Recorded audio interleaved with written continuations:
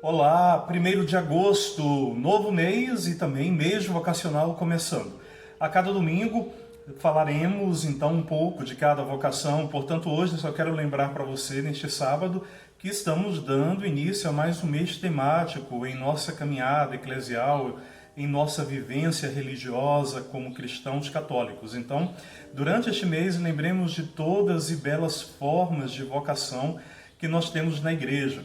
Quero aproveitar e mandar abraço para todos os vocacionados ao amor. Você que está sintonizado, você, temos que ser vocacionados ao amor, à vida. Então, um abraço carinhoso para todas as pessoas. E tem gente aqui falando, padre, olha, agora eu quero receber abraço. Então, vamos lá. Acho que vai ficar um pouco difícil eu conseguir mandar abraço para os mais de 1000 inscritos e outros que ainda virão, pela graça de Deus. Mas quero mandar abraço, então, para Nalva. Nalva está lá na Bahia. Nalva, olha, um beijo, que Deus te abençoe, muita força, muita fé. E você que ainda não está inscrito, se inscreva em nosso canal, vamos lá, e se inscreva agora. É só ir aqui embaixo, se inscreva, acione aquele sininho e todas as vezes que nós postarmos alguma coisa, você será notificado, tá certo? E vamos ao Evangelho então para este sábado.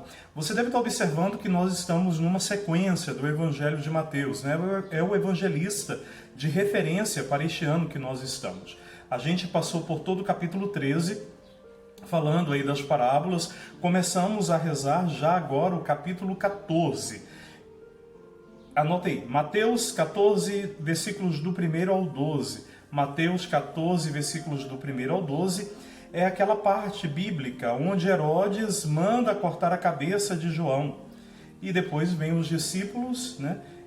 E foram contar, os discípulos de João, e foram contar tudo para Jesus o que havia acontecido.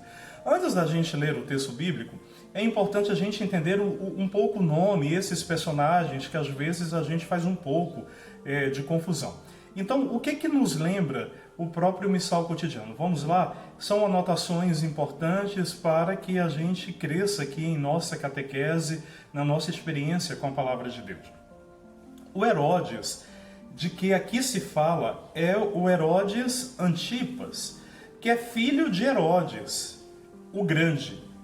Os romanos haviam-lhe confiado a Galiléia e Pérea.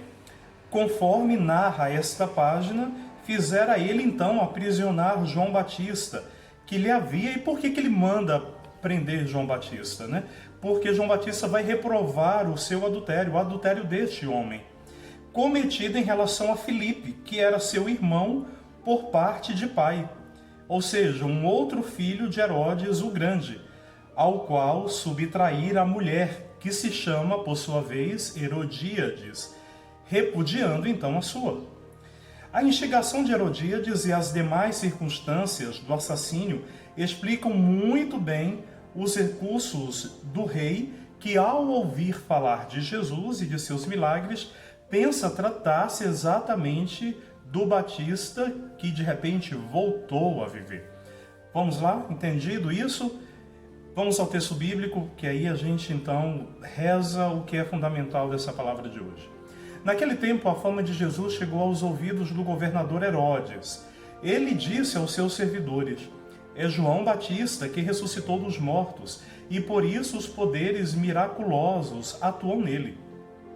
De fato, Herodes tinha mandado prender João, amarrá-lo e colocá-lo na prisão por causa de Herodíades, a mulher de seu irmão Filipe. Pois João tinha dito a Herodes: não é permitido tê-la como esposa. Herodes queria matar João, mas tinha medo do povo, que o considerava como profeta. Por ocasião do aniversário de Herodes, a filha de Herodíades dançou diante de todos e agradou tanto a Herodes que ele prometeu, com juramento, dar a ela tudo o que pedisse. Instigada pela mãe, ela disse: dá-me aqui, num prato, a cabeça de João Batista. O rei ficou triste, mas por causa do juramento diante dos convidados, ordenou que atendessem o pedido dela e mandou cortar a cabeça de João no cárcere, Depois a cabeça foi trazida num prato e entregue à moça, e esta a levou para sua mãe. Os discípulos de João foram buscar o corpo e o enterraram. Depois foram contar tudo a Jesus. O que entender deste texto de hoje? O que rezar desta palavra de hoje, tão forte como sempre? Também na morte do Batista, é interessante que ele é precursor no nascimento, durante a sua vida, e é precursor também na morte. E Jesus, então, põe João Batista em relevo. Esta morte, vamos entender, é um típico exemplar do que muitas vezes acontece no mundo. A supressão violenta dos inocentes, dos verdadeiros heróis, por parte de seres abjetos, cobertos de prestígio e poder, e por motivos inconfessáveis, que são esses: ambição, cálculo, inveja, ciúme, falsa moral.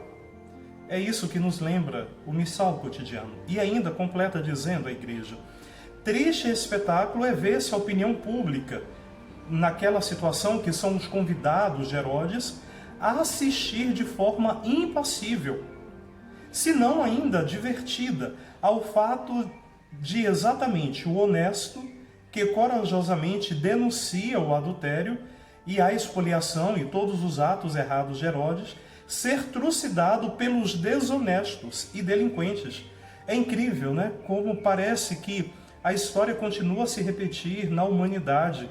O honesto é condenado e os injustos são exaltados. Cumpre criar uma opinião pública contrária, ter a coragem de desmascarar o erro de quem julga tudo lícito, porque pode fazê-lo com franqueza. Lembremos, João não era inimigo de Herodes, e curiosamente Herodes até o estimava. No entanto, por covardia, fez-se calar João Batista. Ou, quer dizer, será que de fato calou? E como nos lembra a própria igreja, não calou. Engano. Aquele martírio jamais se calará como o martírio de tantos homens e tantas mulheres na história da humanidade, na história da igreja. Quando pensamos em tantos homens que derramaram exatamente o seu sangue por dizerem a verdade, por serem justos, por serem honestos, não podemos deixar de lembrar de alguns nomes, como Dom Oscar Romero. No Brasil, nos últimos anos, a irmã Edith, né? E por aí vai. Então, são tantos... A irmã Dorothy. E por aí, são tantos nomes que nós poderíamos buscar, assim como a irmã Dorothy e tantos outros nos tempos de hoje, que por conta de dizer a verdade, perdem a sua vida, mas como diz a própria palavra da igreja, engano quem consegue calar a voz dos profetas, né? Não se cala. O sangue derramado faz essa voz recuar para sempre e continua ecoando em tantas outras vidas. Assim foi com João, assim foi com tantos mártires e assim será com aqueles que têm a coragem de falar a verdade em nome do Evangelho. Paz e bem para você.